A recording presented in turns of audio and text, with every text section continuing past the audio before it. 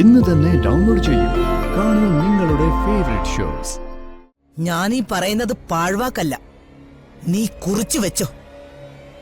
മകനിൽ നിന്ന് അടി കിട്ടുമ്പോ നീ എന്നെ ഒന്ന് ഓർത്താ മതി.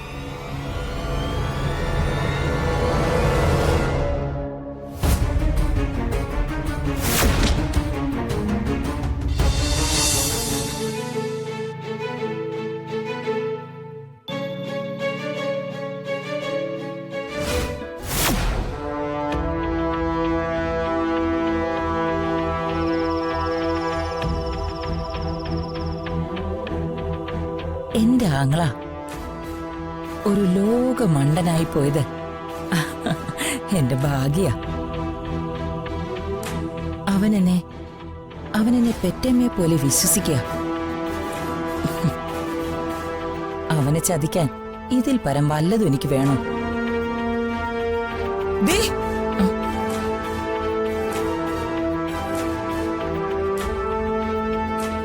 ഞാനൊരു മിനിസ്റ്ററാ. നീ മിനിസ്റ്ററോ രാജാവോ കുതിരയോ കാലാളോ എന്തോ ആവട്ടെ, അതിന് ഞാനെന്ത് വേണം? നിന്റെ സ്വഭാവം മാറിയിരുന്നെങ്കിൽ ഞാൻ നിന്നെ അംഗീകരിക്കുകയായിരുന്നു. നീ ഇപ്പോഴും സൂര്യമംഗലത്തെ വേലക്കാരിയായിട്ട് തന്നെ നിൽക്കുക. അതിൽ നിന്ന് ഒരു പടി ഉയർന്നിട്ടില്ല, പ്രത്യേകിച്ച് നിന്റെ സംസ്കാരം. പണ്ട് ഞാനേ സൂര്യമംഗലത്തെ വേലക്കാരി ആയിരുന്നിരിക്കാം എന്ന് വെച്ച് എന്നും അങ്ങനെ തന്നെ ആവണമെന്നുണ്ടോ?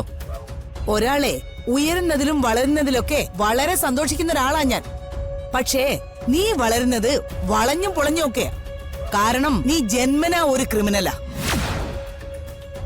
നല്ലവരിൽ നല്ലവരായ പ്രതാപന്റെയും ശേഖരന്റെയും കൂടപ്പിറപ്പായിട്ട് നീ എങ്ങനെ ജനിച്ചു എന്നോർക്കുമ്പോഴാ എനിക്ക് അത്ഭുതം. പറ്റിയൊരു മകനെ നിനക്ക് ദൈവം തന്നു.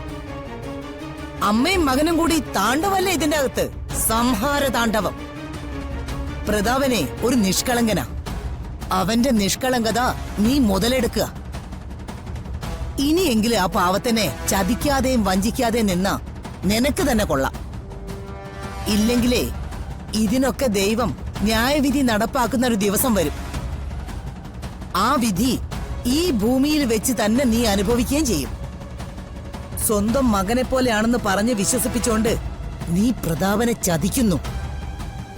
ഈ ചതിക്കുള്ള പ്രതിഫലം നിനക്ക് 10 ഇരട്ടിയായിട്ട് കിട്ടും, നിന്റെ സ്വന്തം മകനിൽ നിന്ന്. ഞാനീ പറയുന്നത് പാഴ്വാക്കല്ല, നീ കുറിച്ചു വെച്ചോ.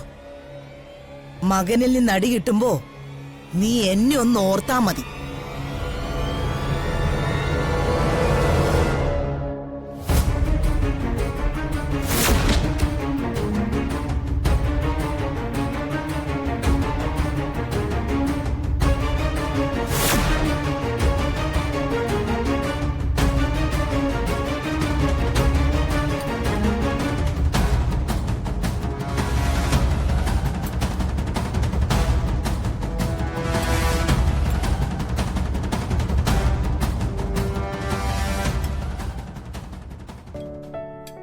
നിങ്ങൾ രണ്ടുപേരും അത്താഴം കഴിച്ചോ? ഇല്ലച്ച, അച്ഛൻ കഴിച്ച ശേഷം കഴിക്കാം. ഇനി മതി മോളെ. പോരച്ച, അച്ഛൻ ആന്റിബയോട്ടിക് ഇനിയുണ്ട്, കുറച്ചുകൂടി കഴിച്ചേ പറ്റൂ. ഇനി മതി മതി മോളെ, പ്ലീസ് കഴിക്കേ. മതി ഋതു, മതി.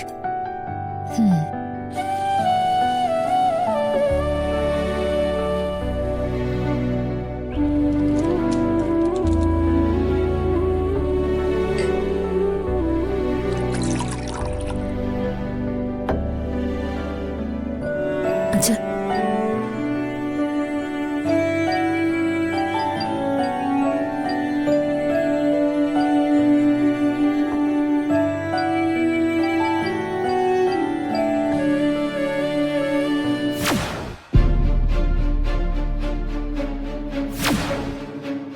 ഈ വീടിനകത്ത് തന്നെയാണ് പ്രതാപന്റെയും ഋതികയുടെയും മുഖ്യ ശത്രുക്കൾ ഉള്ളത്.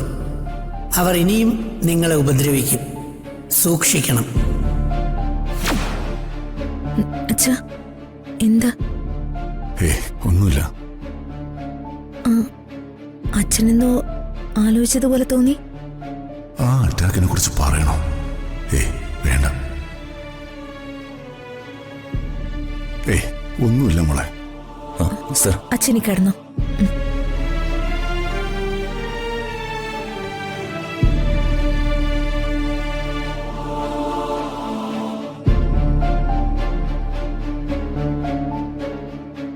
ആ സാറിന് മ്യൂസിക് വെച്ചുതരാം, അത് കേട്ട് ഉറങ്ങിക്കോളൂ.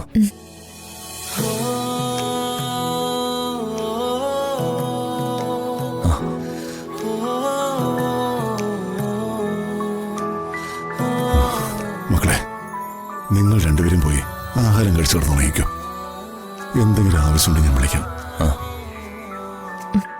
ഗുഡ് നൈറ്റ് അച്ഛാ. Good night.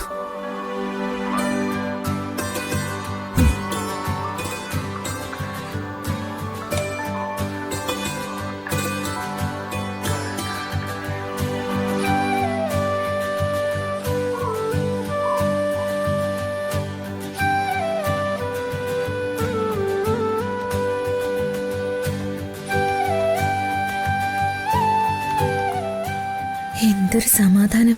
ആ എനിക്കും സമാധാനായി. അച്ഛൻ മറ്റൊരു കുഴപ്പമില്ലാതെ തിരിച്ചു വന്നതോടെ എനിക്ക് പഴയതിനേക്കാളും ഇരട്ടിയായി ഈശ്വരവിശ്വാസം. അതെന്താ? നമ്മൾ വിചാരിക്കുന്ന കാര്യങ്ങള് അതേപടി നടന്നില്ലെങ്കിൽ ഈശ്വര വിശ്വാസം കുറയൂ. അതല്ല, ഞാൻ എത്ര വിഷമിക്കുകയും മനസ്സൊരുകയും ചെയ്തെന്ന് രാജുവിനറിയോ? അതൊക്കെ എനിക്കറിയാം. ഞാൻ പ്രാർത്ഥിച്ച പ്രാർത്ഥനകളെല്ലാം എന്റെ ദൈവങ്ങൾ കേട്ടു. എന്റെ അച്ഛന്റെ അസുഖങ്ങളും മാറ്റിത്തന്നു. അതൊക്കെ ഇരിക്കട്ടെ. ഏതൊക്കെ അമ്പലങ്ങളിലാ വഴിപാട് നടന്നിരിക്കുന്ന? അത് ഒത്തിരി അമ്പലങ്ങളുണ്ട്. ഒരാഴ്ചയോളം വേണം എല്ലായിടത്തും പോവാൻ. രാജുവിനെ സഹായിച്ചാ മതി.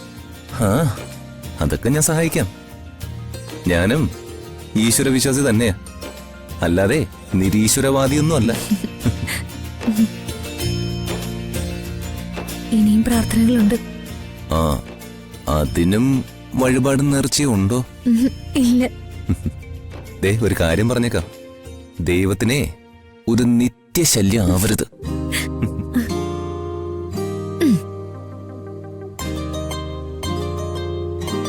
അച്ഛന് പഴയതുപോലെ ആരോഗ്യം തിരിച്ചു കിട്ടണം. അച്ഛൻ പഴയതുപോലെ മന്ത്രിയാവണം. അതാ എന്റെ അടുത്ത പ്രാർത്ഥന. സാറിന്റെ ആരോഗ്യമൊക്കെ തിരിച്ചു കിട്ടും. പക്ഷേ പഴയതുപോലെ മന്ത്രിയാവുന്ന കാര്യത്തില് എനിക്കത്ര ഉറപ്പില്ല. ഇത് വിഷമിക്കണ്ട. സാറ് വീണ തക്കത്തിന് ആനന്ദംപിള്ള പാർട്ടിയിൽ പിടിമുറുക്കിയത്. ആനന്ദംപിള്ളയും അംബികയും ഇപ്പൊ ഒരമ്മ പെറ്റ മക്കളെ പോലെയാ. അപ്പൊ എന്ത് ചെയ്യും രാജു? ആ അടുത്ത ഇലക്ഷൻ വരുമല്ലേ, അപ്പോ പാർട്ടി വർമ്മ സാറിന് സീറ്റ് കൊടുക്കും. സാറ് ഏതെങ്കിലും മണ്ഡലത്തില് അംബികയും നിർത്തും. ജയിക്കോ?